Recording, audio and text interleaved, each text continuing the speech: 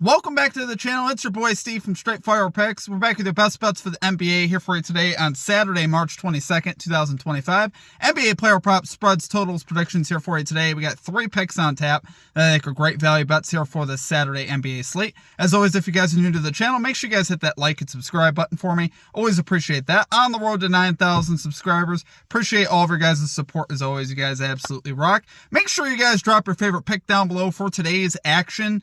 If you like your pick included in our comment capper section, just make sure you put a star or an asterisk next to that pick and include your pick in the video if it hits.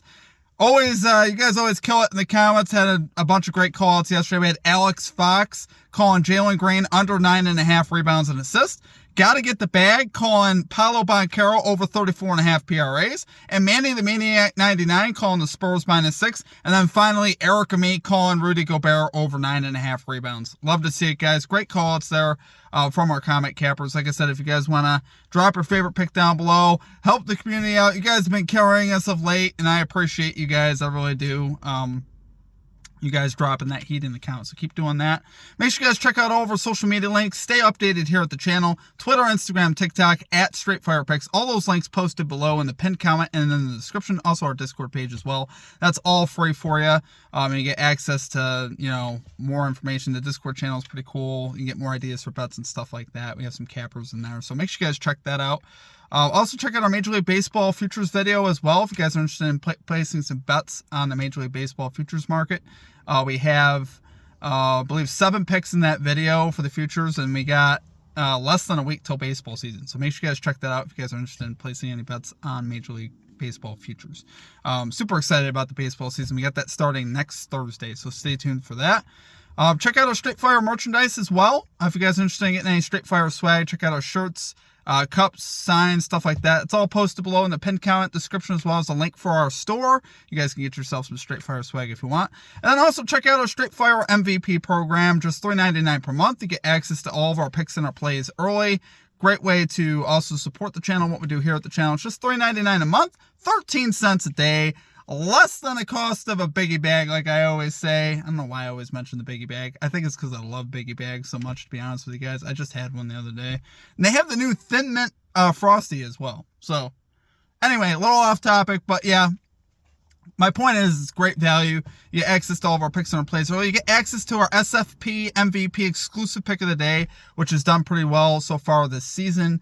I believe we're 9-6 so far on those, up 3.14 units or 3.13 units off the top. So make sure you guys check that out. And then I think that's it on that. You also get shout outs in the video, roll call in the Discord, and custom emojis. That's enough on that. Let's do a recap from yesterday. Once again, guys, we're kind of just staying in the murky waters here where we're not having horrible days. We're just not producing the type of days that make us go, yes. Yesterday, again, was 2-3, minus 1.09 units. We did cash our biggest bet of the day, which was James Harden over 8.5 assists. We laid the juice at minus 136, and it was a good thing we did because he finished on the hook with 9. So if you guys took it at 9.5, I apologize. It's one of those things that happens, but that's why I took it at 8.5. The data did support it more at 9, and also the way things have been lately, I am taking safer lines. So keep that in mind. Make sure you guys either dumb these lines down, bump them up, do whatever you got to do to make sure you're taking a safer line at this point in the season. Stuff in the NBA is just crazy right now, guys. It's hard to get a clear read on minutes, usage, all sorts of stuff. There's just a lot of weirdness in the NBA right now. We cashed Kevin Durant over 23.5 points. This was easy. He finished with 42. He could have taken him for 40 last night. He went absolutely off versus the Cavs, so we love to see that. And the Suns won, which made me happy because I have the Suns making the play-in tournament, which would be obviously very good, and they're trending in the right direction now, finally. Missed our other 3 plays, though. Our added SFP MVP exclusive pick. Some of you actually would have cashed it. We had Drew Holiday over 4.5 assists. He finished with 4. FanDuel actually had this line at 3.5 for like minus 150, which some people stated that they took. So I am super happy that you guys cashed that if you guys took the 3.5 line. Very happy that you guys did that. So I mean, sometimes it's, I can learn my own lesson, taking the safer line at this point in the season. But yeah, he finishes with 4, just 23 minutes. Gets subbed out at the 9-minute mark of the fourth quarter in a 12-point game.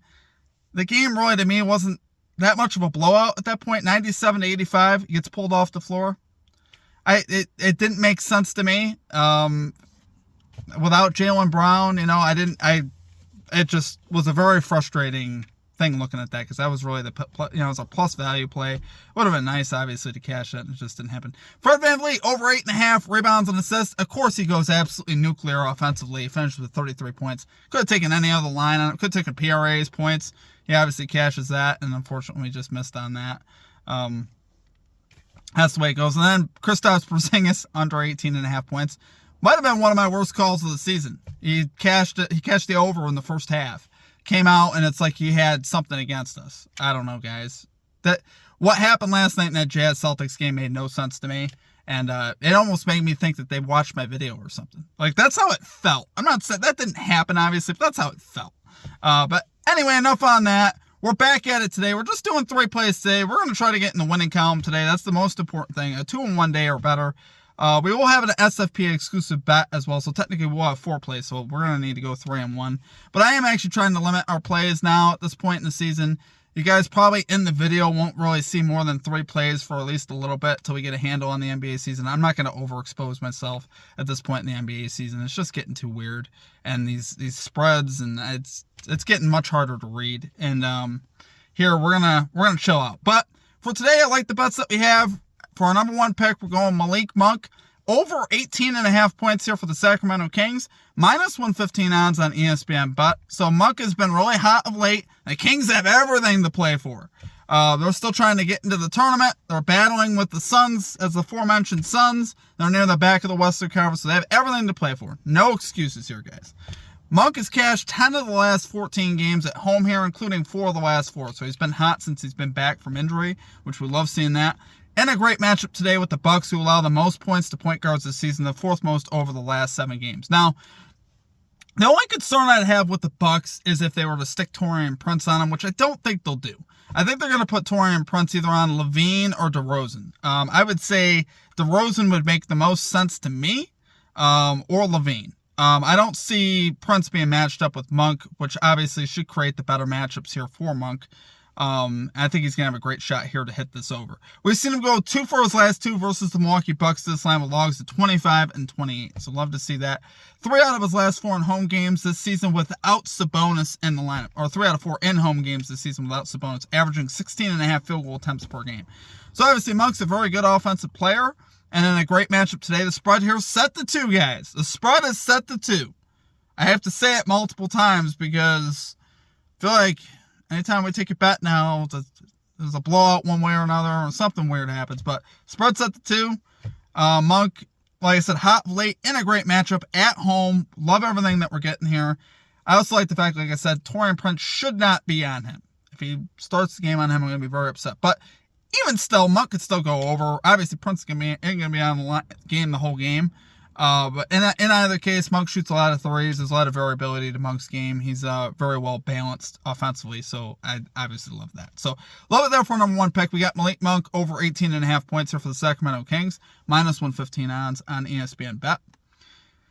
Okay, and at number 2, we got Trae Young, under 10.5 assists here for the Atlanta Hawks. We're going minus 110 odds once again on ESPN Bet, providing our best odds today.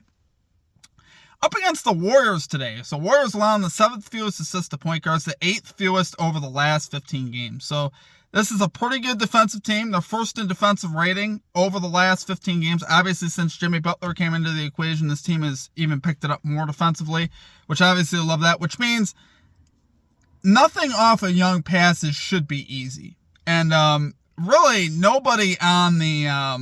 I don't really trust anybody on the Hawks offensively outside of Young anyway, as far as consistency goes. So Young obviously has been semi-decent to this line. He's hit the over 55% of the time, 56% at home to the over. So it means he's close to that 50-50 mark, but in a very difficult matchup here with the Warriors, who are just playing fantastic defensively right now. I like him going under. I think consistently, I just can't rely on these Hawks players to knock down shots, and they're going to have to knock down heavily contested shots. Obviously, the Warriors, like I said, great defensive team. They're not going to just leave you open. So nothing I think will be easy, which is why I like the under today. I don't see anything really coming easy. Last 10 games for Trae Young, he's averaging 17.8 potential assists per game. Now, if you've heard my spiel on potential assists, I usually like if I'm taking it over, I like that potential assist line to be double. This isn't really anywhere near double. This is, we're in the 60-65% quotient. So that means when he makes the pass, these guys got to knock down, they got to make their shots when he makes the pass, which, it's a high conversion rate that he's got hit. Now, granted, in some of these games that happens, but here against the Warriors, I don't see that conversion rate being that high. I think it would take Trae Young, to me, getting like around 25 potential assists to cash this line. Now, earlier in the season, he actually did have 24 potential assists versus the Warriors, finished with 11 assists. So that's exactly what I'm talking about. I don't see the potential assists being quite that high again, and that's kind of a rarity that you'll see his potential assists be that high at 24. And he still just had 11. He finished under that 50% quotient that I'm talking about. So lately, his potential assists are down. They're nowhere near 24 to 25. They're at 17.8. Like I said, so, could he sniff up in the 20 range? Sure, but that conversion rate's still going to have to be high. So I like him going under, obviously, today versus a great Warriors defense. So, love it there for number 2 pick. We got Trae Young under 10.5 assists here for the Atlanta Hawks, minus 110 odds on ESPN Bet. Okay, and finally, for our number 3 pick, we're going Keon Johnson under 13.5 points here for the Brooklyn Nets, minus 125 odds on ESPN Bet. I know, we got D'Angelo Russell out, we got Cam Thomas out, obviously here for the Nets, which you think would help Keon Johnson out. It does not. Keon Johnson's gone under in 11 of 14 games this season without D'Angelo Russell and Cam Thomas in the lineup, and with Cam Johnson and Claxton in, which is what we should have today. So obviously, Keon, you would think, would need to be more aggressive offensively, but he really lacks offensive consistency. Now, those games where he could fill it up sometimes, he had a couple games there versus the Celtics where he's really good. But for the most part, this guy kind of disappears. And he is definitely a candidate always to get benched and to lose minutes. He's averaging just 25.9 minutes per game with those factors that we just mentioned. Cam Thomas and Russell out, and Cam Johnson and Claxton in, averaging just near 26 minutes per game. We saw him last game. They played the Pacers in Indiana. Same situation. Played just 22 regulation minutes. Played all 5 minutes in overtime. So they played him down the stretch. But obviously here, I think this is a spot where consistently asking him to hit like 14, 15 points, I think it's just a lot for this dude. It's just not one of those things. His averages 11.4 field goal attempts per game in those games in that situation that I talked about. So he tends to find his way to the bench a lot. The Nets coach tends to disperse those minutes all over the place. And with Keon, they don't usually let him go big minutes. His like ceiling is like 28, 29 minutes. This dude doesn't usually play a lot of minutes. So it's kind of evident in his lines. He's under in 29 out of 35 games on the road this season. He is, obviously, like I said, the offensive consistency is there. If you were going to play an over on Keon Johnson today, I recommend his assist. That, I think, is a high consideration. We played his assist the other day, finished with 2. But now with Russell out, it gets even better to that regard. It's the same matchup. And he's going to be playing a little bit more point today. So I think his assist is a good look today. I don't know why. I didn't want to take an over with him. I just didn't trust him to get an over. He only had 4 potential assists. I know Russell was on the floor, but the numbers just weren't good enough for me to quite do it. But I think it is a good spot for him to hit his assist over for sure. Obviously, he'll be playing a little bit more point today with Russell being out in that regard. So his assist does have a good chance today. So love it there for number 3 pick. We got Keon Johnson under 13.5 points here for the Brooklyn Nets, minus 125 odds on ESPN Bet. All right, guys, that's going to do it for our picks. Obviously, as you can see, we played it a little safer today. We laid a little bit of juice there with Keon Johnson. Not too much, but we had to lay a little bit there. Guys, I want to get us to the window. Bottom line, there was no other ifs, ands, or buts about it. 3 picks. We should be able to develop some sweeps here out of 3 picks, and we're going to start locking in on that. Obviously, we'll have our MVP exclusive pick as well, so we'll end up with 4 picks. But I'm going to try to limit it to 4. I'm not going to go beyond that for a little bit. You guys will notice that in the next few videos because I don't want to overexpose myself at this point in the NBA season. It's just, things are just too wild right now. Things are too crazy. Want to be a little bit conservative. We got baseball starting up. We'll have the playoffs starting up. I'll feel a lot better about the playoffs. Like, we'll be able to get some better reads. Right now, though, guys, the reads are tough. It's just hard to know what these coaches are doing, what they're planning on doing with the players coming down the stretch. I have no idea. I mean, it's just hard to know. they're mixing it up so much on me. Like Drew Holiday, I had him playing close to 30 minutes yesterday. And the game to me was close enough. You know, it's like with Jaylen Brown out, I thought the Jazz could hang in there a little bit at home, and they did. That wasn't the issue. The issue was they went to guys like Hauser, Pritchard, all these other guys that they just left on the floor for extended minutes and didn't go back to Holiday. And I'm like, why is this happening? Well, I don't know, guys. It's one of those things, like I said, end of season. We got to lock in and we got to chill. We got to chill with the bets, lower the volume, lower the risk, lower the exposure right now, and try to get some good results on 3 picks first before we move on to anything else. So I appreciate you guys for sticking with me. I know some of these days have been tough.